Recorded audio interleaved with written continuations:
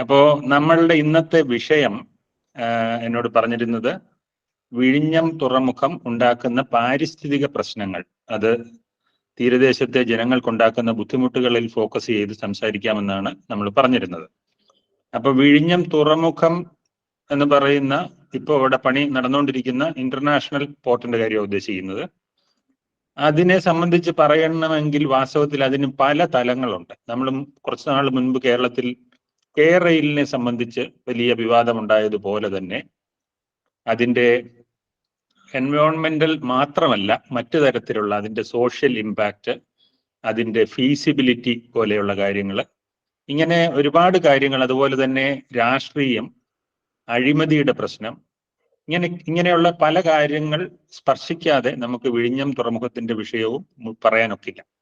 പക്ഷെ നമ്മളുടെ സംസാരിക്കാൻ നമ്മൾ തീരുമാനിച്ചിരിക്കുന്നത് പ്രധാനമായും പരിസ്ഥിതിയെ കേന്ദ്രീകരിച്ചാണെന്ന് തലക്കെട്ട് സൂചിപ്പിക്കുന്നുണ്ടെങ്കിലും നമുക്ക് എല്ലാ കാര്യങ്ങളും പെട്ടെന്നൊന്ന് പരാമർശിച്ചു പോവുമായിരിക്കും നല്ലത്. അപ്പൊ ആദ്യം പരിസ്ഥിതിയുടെ വിഷയത്തിലേക്ക് തന്നെ വരാം.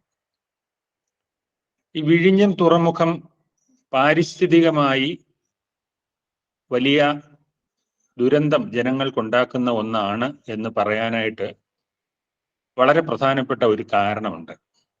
ആ കാരണം ജിയോഗ്രഫിക്കലായിട്ടുള്ള ഒരു കാരണമാണ്.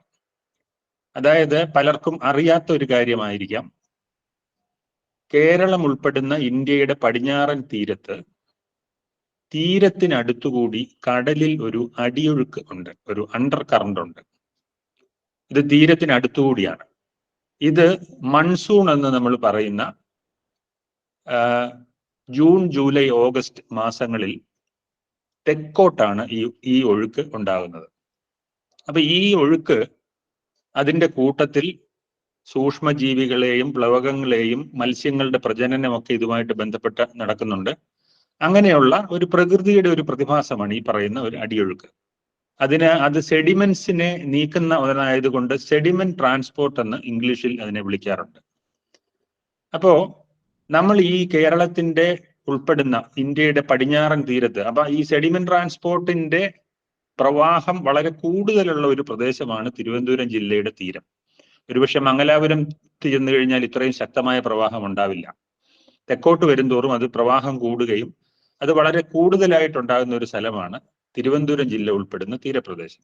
ഞാൻ പറഞ്ഞു വരുന്നത് എന്താന്ന് വെച്ചാൽ, ഈ പ്രവാഹത്തെ തടയുന്ന രീതിയിൽ ഈ പടിഞ്ഞാറൻ തീരത്ത് നമ്മൾ ഒരു ബ്രേക്ക് വാട്ടർ ഉണ്ടാക്കിയാൽ, അല്ലെങ്കിൽ മലയാളത്തിൽ പുലിമുട്ടെന്ന് പറയുന്ന, അതായത് ഈ തുറമുഖം എന്ന് പറയുന്നത് 3 കിലോമീറ്ററിന് മുകളിൽ നീളമുള്ള ഒരു പുലിമുട്ടാണ് അതിൻ്റെ ഒരു പ്രധാനപ്പെട്ട ഭാഗം.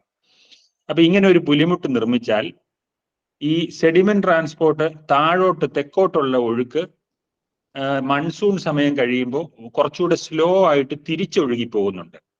അങ്ങനെയാണ് നമ്മൾ ഈ മൺസൂൺ സമയത്ത് നഷ്ടപ്പെടുന്നതായി തോന്നുന്ന കര മൺസൂൺ കഴിഞ്ഞ് ക്രമേണ തിരിച്ചു വരികയും കടൽ തീരം പഴയതുപോലെ ആയി തീരുകയും ചെയ്യുന്നത്.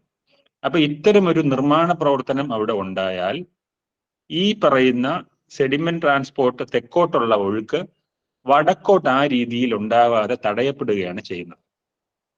അതായത് ഈ പറയുന്ന പുലിമുട്ടുണ്ടാക്കുന്നതിന്റെ വടക്കു ഭാഗത്ത് തീരം നഷ്ടപ്പെടുകയും തെക്ക് ഭാഗത്ത് തീരം അല്പം കൂടുകയുമാണ് ചെയ്യുക. തീരം നഷ്ടപ്പെടുന്നതിന് നമ്മൾ ഇറോഷൻ എന്ന് വിളിക്കും. അപ്പൊ ഈ ഇറോഡിങ് ആയിട്ടുള്ള തീരങ്ങൾ നമുക്ക് തിരുവനന്തപുരം ജില്ലയുടെ കടൽ തീരങ്ങളിൽ ഒന്ന് സന്ദർശിച്ചാൽ തന്നെ ഇപ്പോൾ തന്നെ കാണാൻ കഴിയും. പ്രത്യേകിച്ചും അത് കോവളത്തിനും വടക്ക് പനത്തുറ മുതൽ ഏതാണ്ട് ഒരു വേളി വരെയുള്ള പ്രദേശങ്ങൾ നിങ്ങൾ ഒന്ന് സന്ദർശിച്ചാൽ ഈ പറയുന്ന എറോഷൻ ഉണ്ടാക്കുന്ന ദുരന്തം, കഴിഞ്ഞ ഒരു 5-6 വർഷത്തിനുള്ളിൽ ഉണ്ടായിട്ടുള്ള ദുരന്തം എന്താണെന്ന് കാണാൻ പറ്റും. 100 കണക്കിന് വീടുകൾ പൂർണ്ണമായോ ഭാഗികമായോ തകർന്നിട്ടുണ്ട്. 100 കണക്കിന് കുടുംബങ്ങൾ താൽക്കാലിക ദുരിതാശ്വാസ ക്യാമ്പുകളിലോ അല്ലെങ്കിൽ കുറച്ചുകൂടെ സാമ്പത്തിക ശേഷിയുള്ളവരാണെങ്കിൽ വാടക വീടുകളിലോ മാറി താമസിക്കുന്നുണ്ട്. അപ്പോൾ ഇതുണ്ടാകുന്നത് വിഴിഞ്ഞത്തെ ഈ തുറമുഖത്തിന്റെ നിർമ്മാണം കാരണമായിട്ടാണ്. നേരത്തെ പറഞ്ഞ ഈ സെഡിമെന്റ് ട്രാൻസ്പോർട്ട് തടയപ്പെടുന്ന രീതിയിലുള്ള ഒരു നിർമ്മാണം കാരണമാണ് അതങ്ങനെ ഉണ്ടാവാൻ സാധ്യതയുണ്ടെന്ന് മുൻപേ തന്നെ ഇതേപ്പറ്റി അറിവുള്ള പഠിച്ച ആളുകൾ പറഞ്ഞിട്ടുണ്ട്. അപ്പോ ഇതൊരു പരിസ്ഥിതി ലോല പ്രദേശമാണ്. അതുകൊണ്ട് തന്നെ ഇങ്ങനത്തെ പ്രശ്നങ്ങൾ കൂടുതലായി ഉണ്ടാകും. അത് വളരെ സെൻസിറ്റീവ് ആയിട്ടുള്ള, പ്രത്യേകിച്ചും നമ്മൾ ഓർക്കേണ്ട ഒരു കാര്യം, ലോകത്തിലെ തന്നെ ഏറ്റവും കൂടുതൽ ഡെൻസ്ലി പോപ്പുലേറ്റഡ് ആയിട്ടുള്ള ചില പ്രദേശങ്ങളാണ് ഈ തിരുവനന്തപുരം ജില്ലയുടെ തെക്കൻ തീരപ്രദേശങ്ങൾ. വിഴിഞ്ഞം, പൂന്തുറ പോലെയൊക്കെയുള്ള പ്രദേശത്ത് പോയി കഴിഞ്ഞാൽ നമുക്ക് കാണാം 1 സെന്റിലും 1/2 സെന്റിലും ഒക്കെ വീട് വെച്ച് താമസിക്കുന്ന അനേകായിരം കുടുംബങ്ങൾ ആ പ്രദേശങ്ങളിലുണ്ട്. അപ്പൊ അവിടങ്ങളിൽ ഇങ്ങനെ തീരം നഷ്ടപ്പെടുകയും അവരുടെ വീട് നഷ്ടപ്പെടുകയും തൊഴിൽ സാഹചര്യം നഷ്ടപ്പെടുകയും, അതാണ് മറ്റൊന്ന്. ഇപ്പം പ്രധാനമായിട്ടും കമ്പവല എന്ന് പറയുന്ന, കരയിൽ നിന്നുകൊണ്ട് വല വലിച്ചു കയറ്റി മീൻ പിടിക്കുന്ന കമ്പവല എന്ന് പറയുന്ന സംവിധാനം വർഷത്തിൽ മിക്കവാറും ഒരു ഭൂരിപക്ഷ സമയവും ഇപ്പൊ സാധിക്കത്തില്ലാത്ത രീതിയിൽ ഈ പ്രദേശങ്ങളിൽ തീരെ നഷ്ടപ്പെട്ടു കഴിഞ്ഞു. അപ്പോ ഇത്തരം കാര്യങ്ങളൊക്കെ മുൻകൂട്ടി അറിയാവുന്നതാണ്.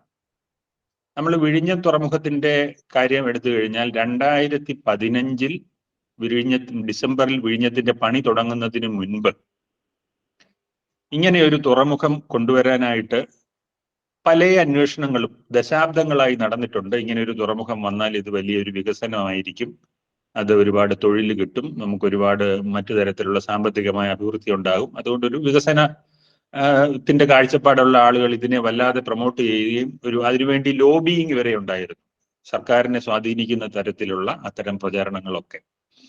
അപ്പൊ നമ്മൾ മനസ്സിലാക്കേണ്ടത് സാധാരണക്കാരുടെ അഭിപ്രായത്തെ ആധാരമാക്കിയല്ല, വിദഗ്ധരുടെ പഠനങ്ങളെ അടിസ്ഥാനമാക്കിയാണ് ഒരു ഇതുപോലെയുള്ള ഒരു വലിയ നിർമ്മിതി ഉണ്ടാകുമ്പോൾ അതിന്റെ പാരിസ്ഥിതികമായിട്ടുള്ള വിഷയമായാലും അതിന്റെ ഫീസിബിലിറ്റിയുടെ കാര്യത്തിലും ഒക്കെ. ഇപ്പോ 1990കളിൽ തന്നെ കുമാർ ഗ്രൂപ്പ് എന്ന് പറഞ്ഞ് ഹൈദരാബാദിലെ ഒരു ഗ്രൂപ്പുമായിട്ട് കേരള സർക്കാർ ഒരു ധാരണ ഉണ്ടാക്കിയിട്ടുണ്ട് വിഴിഞ്ഞം തുറമുഖത്തെ സംബന്ധിച്ച്. അന്ന് കുമാർ ഗ്രൂപ്പ് ശ്രമിച്ചിട്ട് ഈ തുറമുഖത്തിൽ പണം മുടക്കാൻ തയ്യാറായി ആരും മുന്നോട്ട് വന്നില്ല. അങ്ങനെ മുന്നോട്ട് വരാതിരിക്കാനുള്ള കാരണം എന്ന് പറഞ്ഞു കഴിഞ്ഞാൽ ഇത് ഫീസിബിൾ അല്ല എന്നുള്ള വിദഗ്ധരുടെ അഭിപ്രായങ്ങളും അതിന്റെ രേഖകൾ ഉള്ളത് കൊണ്ടാണ്. ഇപ്പൊ ഞാനൊരു 2-3 ഫീസിബിലിറ്റി സ്റ്റഡീസ് ഈ തുറമുഖവുമായി ബന്ധപ്പെട്ടത് എടുത്തു പറഞ്ഞു കഴിഞ്ഞാൽ, 2010 ഇന്റർനാഷണൽ ഫിനാൻഷ്യൽ കമ്മീഷൻ നടത്തിയ പഠനം, ആ പഠനത്തിൽ ഈ തുറമുഖം ലാഭകരമാവില്ല എന്ന് സൂചിപ്പിച്ചിട്ടുണ്ട്. പിന്നീട് അന്താരാഷ്ട്ര തലത്തിൽ തന്നെ ഇത്തരം പഠനങ്ങൾ നടത്തുന്ന അയക്കോം എന്ന് പറയുന്ന ഒരു കമ്പനി, അതിനുശേഷം ഏണസ്റ്റ് ആൻഡ് യങ് എന്ന് പറയുന്ന വേറൊരു കമ്പനി, ഇവരൊക്കെ നടത്തിയ പഠനങ്ങളിൽ ഇത് ഫീസിബിൾ അല്ല എന്നുള്ള ഒരു റിപ്പോർട്ട് വന്നതോടുകൂടിയാണ് അന്താരാഷ്ട്ര തലത്തിൽ ശ്രദ്ധിക്കപ്പെട്ട വലിയ കമ്പനികളൊന്നും ഇത് ഏറ്റെടുക്കാനായി മുന്നോട്ട് വരാത്തത്. വിഴിഞ്ഞം തുറമുഖം ഏറ്റെടുക്കാൻ ആരും മുന്നോട്ട് വരാത്ത ഒരു ചരിത്രം ഒരുപക്ഷെ നിങ്ങൾ പലരും തന്നെ ഓർക്കുന്നുണ്ടാവും. ഏറ്റവും അവസാനം വന്നയാളാണ് അദാനി. അദാനിയും ആദ്യം ഇതിൽ താല്പര്യമെടുത്തിരുന്നില്ല. കാരണം ഇത് ഫീസിബിൾ അല്ല എന്നുള്ളത് വിദഗ്ധർ പറയുന്ന കാര്യമാണ്. അങ്ങനെയുള്ള ഒരു ഇതിൽ റിസ്ക് എടുക്കാനായിട്ട് സ്വാഭാവികമായിട്ടും പണം മുടക്കുന്ന ആളുകൾ തയ്യാറാവത്തില്ല. അപ്പൊ പിന്നെ അദാനി എന്തുകൊണ്ട് ഇത് ഏറ്റെടുക്കാൻ മുന്നോട്ട് വന്നു എന്ന് നമ്മൾ പരിശോധിക്കുമ്പോഴാണ് രാഷ്ട്രീയത്തിലെ അഴിമതിയുടെ കൂടി കഥ നമ്മൾ അവിടെ പറയേണ്ടി വരുന്നത്. ഈ തുറമുഖത്തിന്റെ ആലോചനയുമായി ബന്ധപ്പെട്ട് ഡൽഹിയിൽ അന്ന് മുഖ്യമന്ത്രിയായിരുന്ന ഉമ്മൻചാണ്ടിയും കോൺഗ്രസ് നേതാവ് KV തോമസും അദാനിയും ഒക്കെ ആയിട്ട് നടന്ന ഒരു ചർച്ചയുടെ ഫലമായിട്ടാണ് അസാധാരണമായ വ്യവസ്ഥകളുള്ള ഈ കരാർ ഒപ്പിടുന്നത്. അപ്പൊ വിഴിഞ്ഞം തുറമുഖത്തിന്റെ കാര്യത്തിൽ അസാധാരണമായ വ്യവസ്ഥ എന്ന് പറയുന്നതിന് പെട്ടെന്ന് മനസ്സിലാവാൻ 1-2 കാര്യങ്ങൾ പറഞ്ഞാൽ, വല്ലാർപാടത്തെ കണ്ടെയ്നർ ടെർമിനലിനെ സംബന്ധിച്ച് അത് ദുബായ് പോർട്ട് നടത്തുന്ന ഒരു തുറമുഖമാണ്. വരുമാനത്തിന്റെ 30% അവിടെ സർക്കാരിന് കൊടുക്കാമെന്നുള്ള കരാർ. വിഴിഞ്ഞ തുറമുഖത്തിൽ ഇപ്പൊ പണി നടന്നുകൊണ്ടിരിക്കുന്ന തുറമുഖത്തിന്റെ കാര്യത്തിൽ ആദ്യത്തെ 15 വർഷക്കാലം 0% സർക്കാരിന് കൊടുക്കുന്ന വരുമാനത്തിന്റെ ഷെയർ. 15 വർഷത്തിന് ശേഷം 1%. അപ്പൊ അത് നോക്കുക, വളരെ വിചിത്രമായ വ്യവസ്ഥയാണ് അവിടെ വെച്ചിരിക്കുന്നത് ഇതിന്റെ വരുമാനം സർക്കാരിന് കിട്ടുന്നതിനെ സംബന്ധിച്ച്. അപ്പൊ ഇത് ലാഭകരമാണെന്ന് പറയുമ്പോഴത്തേക്ക് സർക്കാരിന് അത് ഏത് തരത്തിലാണ് ലാഭകരമാകുക എന്നുള്ള ഒരു വലിയ ചോദ്യം വരുന്നുണ്ട്. പിന്നെ മറ്റൊന്ന്, ഈ തുറമുഖവുമായി ബന്ധപ്പെട്ട് ഏതാണ്ട് 300ഓളം ഏക്കർ സ്ഥലം സർക്കാർ വിലക്കെടുത്ത് അദാനിയുടെ ഇഷ്ടപ്രകാരമുള്ള റിയൽ എസ്റ്റേറ്റ് ബിസിനസ്സോ എന്തെങ്കിലും അതുപോലെ ചെയ്യാനായിട്ട് അനുവദിക്കുന്ന മറ്റൊരു വ്യവസ്ഥയുണ്ട്. അപ്പൊ ഇങ്ങനത്തെയുള്ള വ്യവസ്ഥകൾ ആരുടെ താല്പര്യത്തിനാണ്, എങ്ങനെയാണ് ഇത്രയും അസാധാരണമായ വ്യവസ്ഥകൾ ഉണ്ടായത് എന്നുള്ളതാണ് നമുക്കത് പൂർണ്ണമായും അറിയില്ല. പക്ഷെ അഴിമതി എന്ന് നമ്മൾ സംശയിക്കപ്പെടേണ്ടി വരുന്നത് അവിടെയാണ്. ഈ ഉമ്മൻചാണ്ടിയുടെ നേതൃത്വത്തിൽ ഈ അദാനിയുമായിട്ട് ഈ കരാർ ഉണ്ടാകുമ്പോൾ 6000 കോടി രൂപയുടെ അഴിമതി ഈ ഇടപാടിലുണ്ട്, ഇതൊരു റിയൽ എസ്റ്റേറ്റ് ഇടപാടാണെന്ന് ആരോപണം ഉന്നയിച്ചിരുന്നു അന്ന് പ്രതിപക്ഷത്തായിരുന്ന പിണറായി വിജയൻ. അപ്പോൾ അദ്ദേഹം പിന്നീട് 1 വർഷം കഴിഞ്ഞപ്പോൾ അഭിപ്രായം മാറ്റി, ഇതൊരു വികസന പദ്ധതിയാണെന്ന് ഭരണം കിട്ടിക്കഴിഞ്ഞപ്പോഴത്തേക്ക് അഭിപ്രായം മാറ്റിയിട്ടുണ്ട്. അപ്പം ഇത് ഈ തരത്തിലുള്ള ഒരുപാട് വിഷയങ്ങളും അതിനകത്ത് വരുന്നുണ്ടെന്നാണ് ഞാൻ പറയാൻ ഉദ്ദേശിച്ചത്. പിന്നീട് 2017 ഇത് സംബന്ധിച്ചുള്ള ഒരു കാര്യം എന്ന് പറയുന്നത് CAG റിപ്പോർട്ട്. CAG റിപ്പോർട്ട് ഞാൻ അതിന്റെ ഒരു വാചകം ഒന്ന് വായിക്കാം. CAG റിപ്പോർട്ടിന്റെ ഒരു വാചകം ഇതാണ്: വിഴിഞ്ഞം international multipurpose deep water seaport, the much hyped international transshipment terminal project in Kerala capital is against the best interest of the state.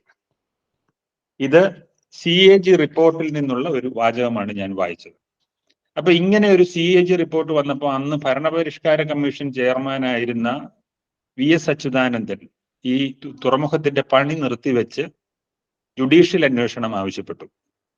അപ്പോ മുഖ്യമന്ത്രി പിണറായി വിജയൻ അതിനെ കാര്യമായി പരിഗണിക്കുന്നതായി ഉണ്ടായില്ല. അദ്ദേഹം നേരത്തെ പറഞ്ഞതുപോലെ 6000 കോടിയുടെ അഴിമതി ആരോപിച്ച ഒരാളിൽ നിന്ന് അദ്ദേഹം ഇതൊരു വികസന പദ്ധതിയാണ്, നമുക്ക് ഉടനെ പൂർത്തിയാക്കേണ്ടതാണ് എന്നുള്ളൊരു രീതിയിലേക്ക് നിലപാട് മാറ്റി എന്നുള്ളതാണ് നമ്മൾ കാണുന്നത്.